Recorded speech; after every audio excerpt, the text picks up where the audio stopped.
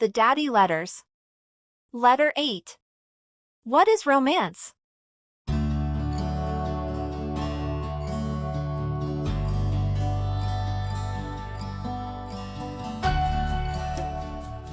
Dear daughters, I recently had a conversation with one of your husbands, who asked to remain anonymous, and he told me that his wife is very loving but not very romantic.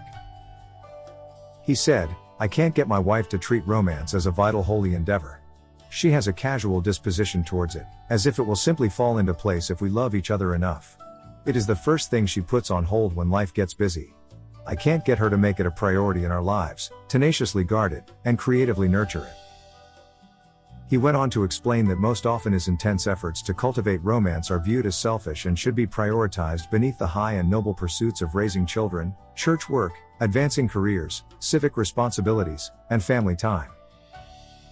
I imagine each of you girls is trying to figure out if it was your husband who spoke to me, but let me suggest that all of you girls treat this as if one husband was speaking for all husbands, because romance is a common issue in most marriages. I asked this husband to define romance and he struggled to do so. I suspect if I were to ask you girls the same question, you too would be at a loss to define romance.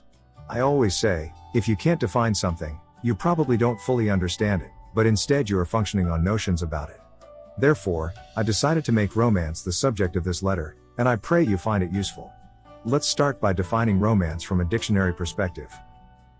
Romance is a quality or feeling of mystery, excitement, and remoteness from everyday life, a feeling of excitement and mystery associated with love. According to the dictionary definition, romance is associated with love, but it is not love. I completely agree. Romance is a tool of love, and it serves to awaken those strong mysterious feelings of infatuation, attraction, excitement, and connection, that in turn spawns eros or erotic love. Romantic notions are alluded to in the Song of Solomon, chapter 8, verse 6, where Solomon's wife is speaking romantically about erotic love, and it reads, Set me as a seal upon your heart, as a seal upon your arm, for love is strong as death, jealousy is fierce as the grave. Its flashes are flashes of fire, the very flame of the Lord. Many waters cannot quench love, neither can floods drown it. The Song of Solomon can teach you a lot about romance, so I suggest you study it well, because romance is a gift from God. God wove it into the human psyche when He designed us. Pursued properly, it is wholesome, powerful, healing, and in fact, vital. Under the influence of romantic activities, we are whisked away from everyday life into a temporary mental and emotional state where eros can bloom. What is romance? Romance is a vital, but unsustainable, exaggeration of real connections and pleasant feelings between a couple.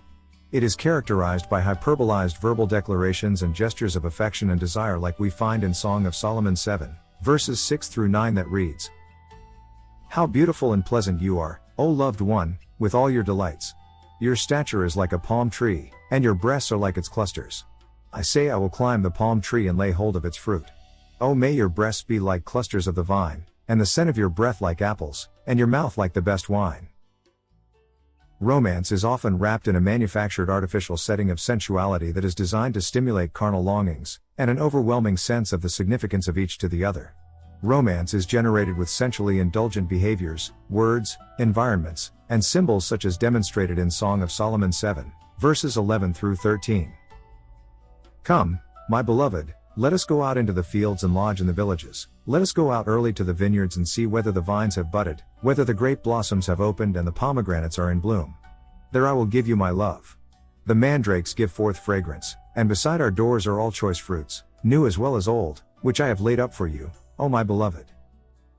In current times we might use a scented candlelight dinner where the couple stares into each other's eyes while sharing declarations of love. The more extreme the declarations, gestures, behaviors, and sensual environment, the more intense the romantic experience becomes. Romance employs symbols that convey feelings of desire and love. For example, roses and diamonds have become symbols of love and are used globally to express love. Touch symbolizes the mutual sacrifice of protected boundaries, mutual pleasure and pursuit of singularity. No education is required for the human spirit to understand the meaning of various romantic gestures, because God designed it into our intuitive nature. We should give more heed to our immaterial selves, because that is where truly deep connections take place, after being romantically activated through the five senses. Romance is not sex, but it is a feeling that often, but not necessarily, leads to sex. Though the literal meaning of romantic declarations may be false, the spirit of the words can be exceedingly true. For example, if your husband says, "If you don't kiss me, I shall die," it is not true that he will die if he doesn't kiss you, but the spirit of the words is true. Words are imperfect transports of thought, and therefore cold factual statements are often inadequate to express the extreme emotions of ardency and extra-dimensional spiritual feelings couples experience. And that is why the romantic soul resorts to exaggerations and mythical metaphors to communicate that which is easily felt, but hard to express.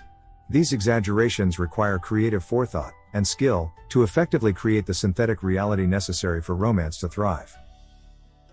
Love songs demonstrate an understanding of this concept in its use of exaggerated lyrics to create songs that bring tears to the eyes and passion to the heart. A quick examination of one is in order. I will use "The First Time I Saw Your Face" from the Roberta Flack collection. The first time ever I saw your face, I thought the sun rose in your eyes, and the moon and the stars were the gifts you gave to the dark and the endless skies, my love. Obviously, she didn't think the sun rose in his eyes, nor were the moon and the stars the gift he gave. Oh, but do not these words paint a beautiful picture of intense, almost uncontrollable, attraction? To my unmarried daughters, romance is a provocateur of desire, and the more extreme the romantic actions, the more intense will be the physical, emotional, and spiritual pull. Therefore, it is important to handle romance with the same caution due hazardous materials, because in a moment, romance can stir fires that consume your virtue, honor, and future. You must identify, and avoid, romantic activities that overstimulate eros, and save those activities until the I do's are complete. As hard as it may be, you must keep this lovely monster called romance on its leash. To my married daughters, it is important to understand the art and craft of generating romance if you are to put this powerful God-given gift to work to benefit your marriages. But also, do not expect too much of romance, because a romantic state is not perpetually sustainable in the face of changing diapers, financial problems, and the hundreds of distractions foisted upon us by daily life. However, romance is a vitally important communications channel in the marriage. It gives verbal and physical expression to what the heart feels, connects you to each other at the deepest levels, satisfies the human need to feel significant, important and cherished, offers a health-giving respite from the stressors of everyday life, provides a restorative disconnect from external demands, provides a shared intense emotional experience to strengthen the spiritual bond, and diminishes the importance and impact of idiosyncratic irritations, differences and disagreements. Romance enters the human channels of the five senses to evoke a state of hypersensuality. These hypersensual moments can serve as rest stops from the life-draining adversities that crush the human spirit and relationships. Romance is a shared journey into the depths of our God-given erotic nature, an intense shared pleasurable adventure that connects our souls.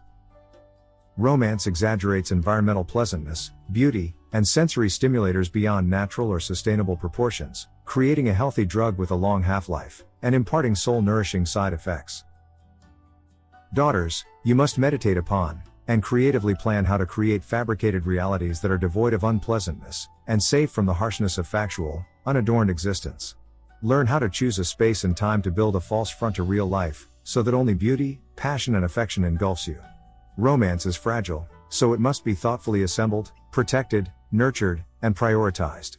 Because romance is an engineered fragile construct, a healthy temporary blockade against unpleasant realities, it is very vulnerable to these same realities.